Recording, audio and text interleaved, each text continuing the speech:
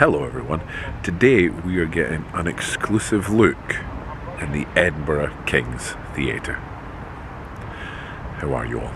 Hope you're all happy and healthy and well. I'm really excited today. You know I love Edinburgh history, you know I love our iconic buildings, and today I'm getting to go and have a look around the Edinburgh Kings Theatre. Now the Edinburgh Kings Theatre is an iconic building in Edinburgh. Probably every resident at some point has been inside it, I would imagine, especially when it comes to the Edinburgh Kings pantomime, which is just a staple in Edinburgh, really. It's iconic, truthfully, the pantomime in Edinburgh, but the theatre itself is an incredible building with a beautiful history, had some incredible people play it. It is about to be refurbished and closed for a few years as it gets a massive refurbishment.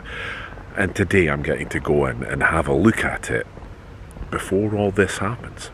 So here we are in the King's Theatre, and this incredible, beautiful, beautiful building. And we're not going in that way, we're going in this way. Because this is the waiting stage door. So this theatre is quite possibly one of my favourite places in Edinburgh.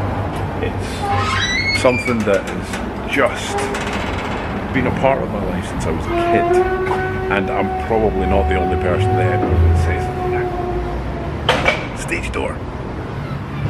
And we're going to get to go around, have a look at some of the places that, as someone that just goes to the theatre on an everyday basis, you don't get to see. Maybe tell you a little bit of the history, and also tell you how you could possibly help maintain this incredible, iconic building as we get to go into stage door. How cool is that? And here we are inside the iconic, I'm going to just hang my jacket here, the iconic, beautiful and incredible King's Theatre.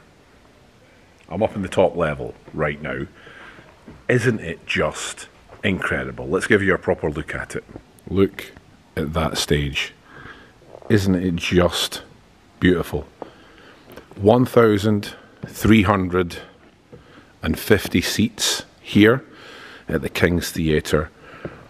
Opened in 1906, but actually started to get built in 1905. And you know what? They just don't build them like this anymore. Isn't that just an incredible, incredible view?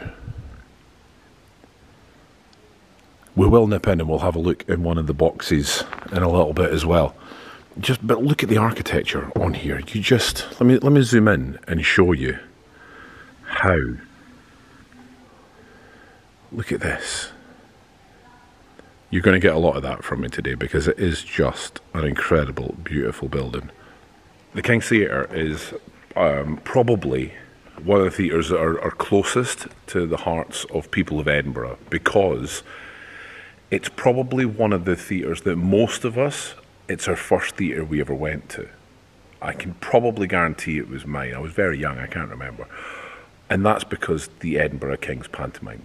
For those of you who are maybe watching outside of Scotland, Britain, and you're not sure what pantomime is, it's kind of hard to describe, but it is one of the most traditional Christmas events in Britain that you could probably get.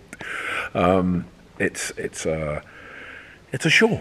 It's a show. It's usually some sort of fairy tale, Aladdin, Cinderella, you know, all these sort of things, told in a unique and funny and interactive and kid-friendly and adult entertaining way. I love pantomime. I've done it many times myself. The most fun I've ever had in my life was playing Dame. It's honestly one of the most fun in the world, and it's something I love. And like I said, probably everyone in Edinburgh as a child got brought to the King's Theatre pantomime. However, that stage right there has had some of the most incredible names in the world. Sometimes not even on the stage, sometimes even backstage. but I'm getting ahead of myself. Right now, and probably for forevermore, it has 3 levels. It's got the stalls level and then 2 upper levels. However, originally it had 4. There was another level up there on the level that where I just was. Now, architecturally, I'm not 100% how that worked, because that's got quite a steep rake on it. It's quite steep right there, and I can't see an extra set of doors. So I think, and I could be completely wrong, and if any architectural historians out there are watching, I think possibly they all came in at 1 level, and then that split into 2 levels. I could be wrong. I could be wrong. However, if you look at it, that would have been really high. You know, you wouldn't have got well, you would have got a good view, but it would have been high. So there you go, beautiful stalls level. And then as we look up, can you imagine another level on top there? Like I said, I can't quite architecturally know how it worked, but it did. Somehow it did. There's the lighting boxes up there, a lighting box right there as well, and you can see some of the lighting rigs are in these boxes, which I'm sitting in right now as well. Boxes nowadays very rarely used, and you can see there are 6 boxes on that side and 6 boxes on the side I'm on now as well. But it's the same as most theatres, because traditionally the boxes were more about people seeing you rather than you seeing the show. So people would be looking to see who was sitting in the boxes, who was the posh people in the boxes. And nowadays we don't live in that sort of world. However, they can still be used. I think sometimes these boxes are still used, say for example in pantomime, but nowadays they're really just sometimes can be incorporated into shows. Actually, I've seen that quite a lot. The boxes would be incorporated into shows. And then if we look up, look at this incredible mural painted on the roof right there. Is that not just spectacular? And it is an incredible piece of work. It was actually designed by John Byrne and has become probably in itself something quite spectacular in Edinburgh. Just the roof of the building looking like that. The front of the stalls here looks a little bit different. The first couple of seats look a little bit different, and that's because that is a space for an orchestra pit. So these seats can come out and that can get lowered down, and then it becomes an orchestra pit. Let's go down and have a look so you can see. But you can see that these chairs would come out. You see they're slightly different there, and then this can get lowered down, and then you've got an orchestra pit, kind of where I'm standing here as well, which then adds to this incredible building. It's funny, when I was training as an actor, when I was younger and I was training, I know those days are long behind me now, but the Kings Theatre was one of the stages I begged to be able to play one day. Never happened, but still. But you can see right here on the ground, see the slight, can you see that line right there? Lowers down, you get an orchestra pit. Now the King's Theatre has had some incredible names, not just Scottish names, I mean Scottish iconic names. Sir Harry Lauder, who at the time, early 1900s, was the highest paid star in the world, came from down the road at Portobello and used to play here all the time. But it really is the home of variety theatre. You know, all these sort of variety acts.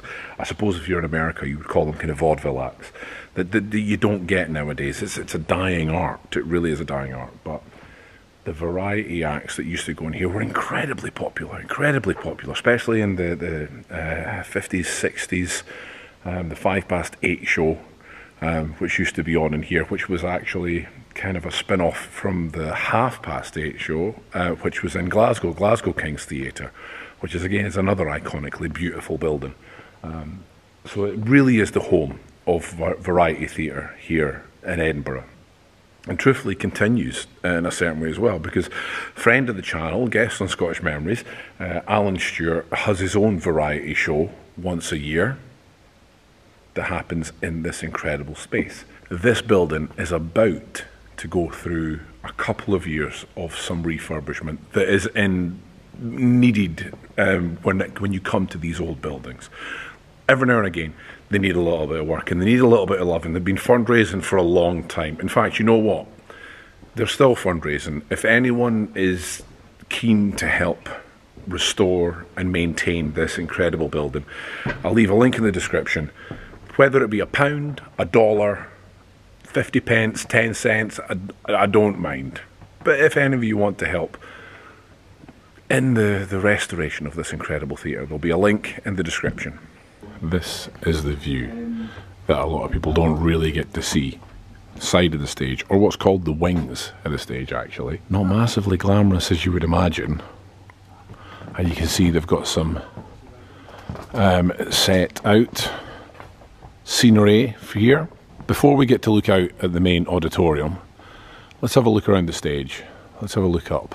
Now you can see the stage itself is probably a lot higher than you would imagine, because all of these get raised up. They all get raised up there and hidden up there and lowered down when they're needed. And that is all controlled by this over here. See all these ropes and levers and everything like that? And actually we'll go up and we'll show you a little bit more. All of this controls all the scenery on this stage. See this here? This opens up, and this is how they get the scenery in and out for whatever show. So it can come right in here, right onto stage level. And here we are right at the back of the stage. You can see it's bigger than you probably thought when you watch a show. Nice big space. And there we go, right up into the gods up there. Look at that. Isn't that incredible? In fact, let's take a look up there. Another little fact for you. The Edinburgh International Festival plays here, or used to play here, well, still does play here quite a lot, but a large majority of the acts that have played here over the years have been German acts. So a lot of the signs are actually German signs, what you would more stereotypically see in a German theatre, so that they all knew where they were going. Now this is the same with any old building. This is the thing, you don't get theatres built nowadays. If you think about it, how many theatres actually get built? Stairs. Stairs upon stairs upon stairs. And actually that's part of the refurbishment they're doing to the building as well, because the front of the theatre has no elevators for audience members to get to certain levels. So that's one of the things they're hoping to add in. But now, let's go in here and have a look at this. This is it. This is where all the scenery gets controlled. So let me give you a rough idea where we are. Down there is the stage. We're above the stage now. I can't go up there, not allowed up there. Safety first, children. But you can see all of these here. That's those scenery that we were looking at. See that? Recognise that from when we were downstairs? There we go. And it's all controlled by this. For those of you that enjoy original things, historical things, you can see all these pulleys, all these levers. They're not new. All the old stage weights here. See all these stage weights? I think they said these were from about the 50s. All these old stage weights, which, again, for those of you not sure, these are the weights that they put on bits of scenery. Say they're made of wood, standing bits of props. So these go in the back of them to make sure they're not going to fall over. But all of these, each one of these levers, each one of these pulleys correspond to something here. I have to say I'm rambling a little bit because I'm so excited to be in here. I apologise. But each one of those pulleys and levers correspond to a different part there. And some shows could have half a dozen, more than half of that, a dozen, 2 dozen different little bits for different little scenes. Front cloths, drop cloths. It's just...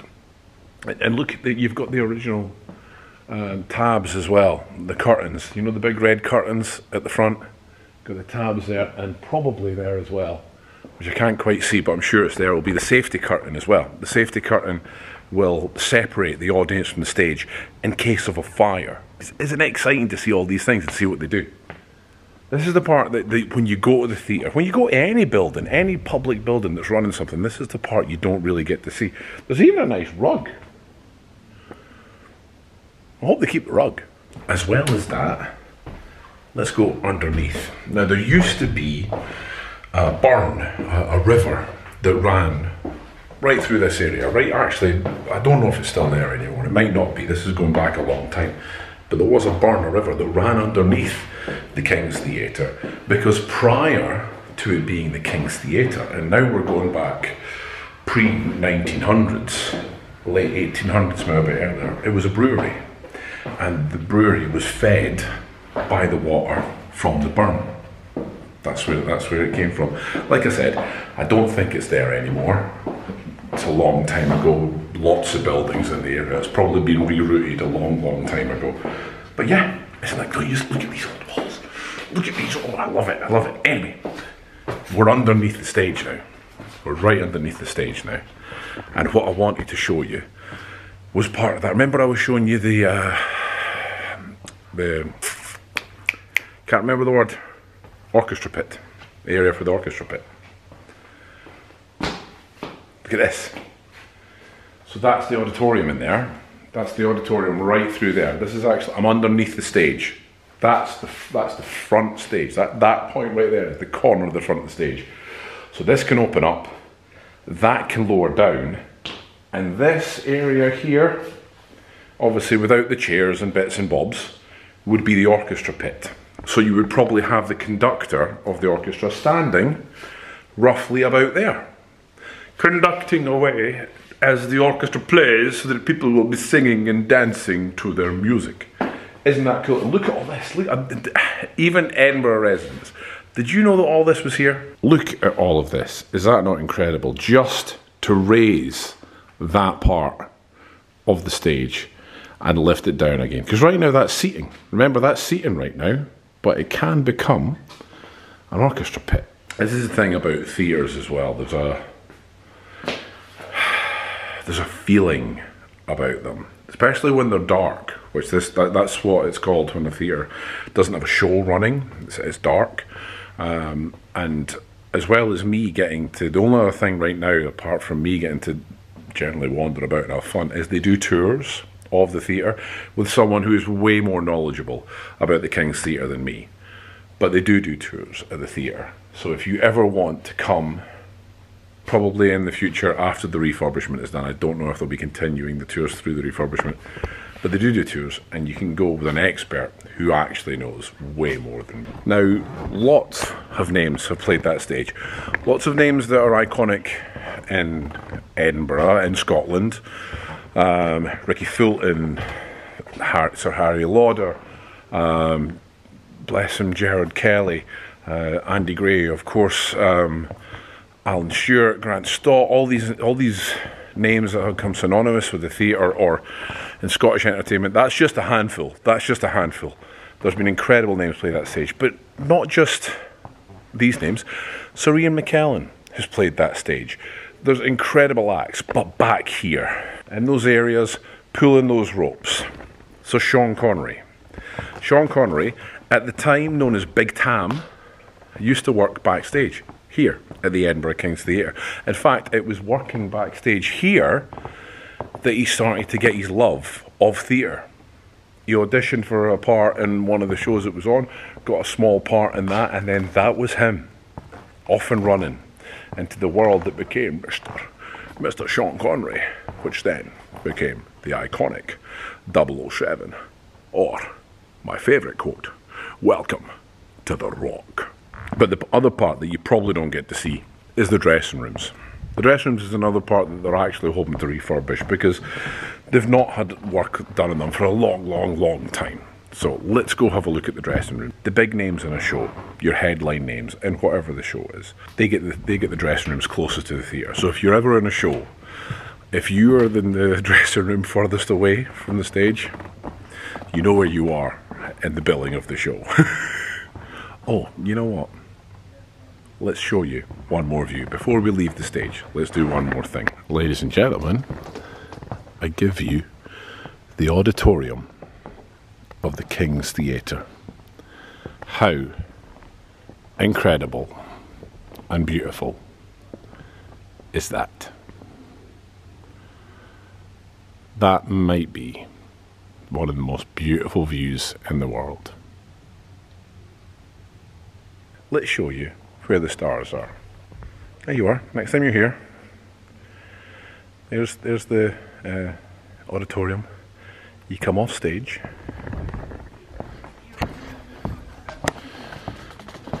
Stage manager will be sitting there calling the show. And you can head down these corridors right beside the stage. So the audience is there. Audience is right there. Look at this. Look at these posters of some of the incredible pantomimes. Jerry Kelly, there's two guests of Scottish Memories.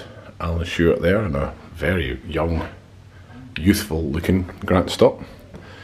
And then we have two of the main dressing rooms here at the King's Theatre. The glamour and glitz of show business, ladies and gentlemen. Probably the names are going to be the ones that are going to be on stage most of the time. So they're going to have to go, get changed for a different scene, come back quite quickly. Quick changes, to be honest, could happen on the stage, but you're right beside the theatre. You're right beside the stage. You can hear exactly what's going on. In fact, sometimes there'll be a monitor so you can hear what's going on the stage, but truthfully, you leave the door open, you can hear exactly what's going on stage. Sitting here, doing your makeup. Maybe one day, I'll be get to sit here and do it for my own thing on the stage. What do you think? Yeah? Yeah? No? Carry on? Okay. Lots of things like this. Lots of things in the theatre haven't been touched for a long, long, long time. And just to maintain a building of this age and history takes effort and funds. So it's going to be a shame to lose it for 2 years. But hopefully, 2 years I think, roughly, but hopefully when it opens, it's going to be just as iconic, if not more so. So I know we're doing this in a random order right now, but you finished, say, the first half of the show. We're here on the, I would call it the dress circle. I think it's the dress circle. I know every theatre gives it a different name, so I will double check that. I don't want to get anything wrong. And you come out here and you get to see this. Look at this for a theatre bar. Is that not absolutely spectacular? Incredible. This is the main foyer right here, so that's the street right there where you'd come in. Can you imagine? Look at this. Look at this. Is this not just incredible? To the Stalls Bar, you get to see some of the incredible people that have played this theatre over the years. Some of them you might recognise, some of them you might not. Laurence Olivier, right there. There we go, Mr. James Corden playing here. Right here we have the iconic Ricky Fulton. To me, he is Scotch and Rye, which generally was New Year, Hogmanay growing up. A sketch show called Scotch and Rye, which just was one of the things you look forward to. But Francie and Josie is just as iconic. Stanley Baxter, and there he is, Mr. Sean Connery, on stage at the Kings in the Seashell, 13th of October, 1959. And you know me, I love little bits like this. Look at this. Look at this. See this? Fans line up at the Kings for Led Zeppelin tickets on the 10th of November, 1972. Anyone else remember when you had to line up to buy tickets instead of just pressing refresh on a computer keyboard? Look at this. Don't you just love these old pictures? You know I love these old pictures. Look at that. Look at that. Because actually this part here and the other side were shops at one point. Now over that far side is the box office leading right into the theatre, but they were shops. And that is kind of a little look, and just a tiny little look at this incredible theatre. To the team at Capitol Theatres and everyone at the King's Theatre here, thank you so much for allowing me to come in and just show just a glimpse. I haven't really touched on some of the incredible stories in the history of this building. I just wanted to give you a look. It's going to be exciting to see what the refurbishment does. If we're lucky, maybe we'll get to come back and compare to see what it was like and what it is like now. But it's so beautiful. If you're in Edinburgh, and if you ever get the chance, once it reopens again, to come see a show here at the Kings Theatre, I urge you to do so. It's a beautiful building with an incredible history. And I'm honoured to even be this little part of it, to be allowed to come here and do this. It's incredible. The details of how to donate are in the description down below. Just love it. I cannot convey how much I love being in here. Just beautiful. I can remember coming here with my mum and dad as a kid and sitting about there. My mum, my dad, a couple of my uncle and aunties, because my uncles and aunties, or at least in Scotland, what you would call your uncle and aunt. In Scotland, there's a thing of any really close friends to your mum and dad become uncles and aunties. And I had my uncle Roger and my auntie Margaret, who were just, I still can't help but almost call him Uncle Roger. And no blood relative at all, it's just a thing we did. But I can remember coming with them, sitting there. I was the only kid going to the pantomime with them and sitting there and shouting and joining in, and it was just incredible. I never would have thought that I'd be allowed to just stand here and talk about it on the stage. Here at the Edinburgh Kings Theatre. Bye, humans.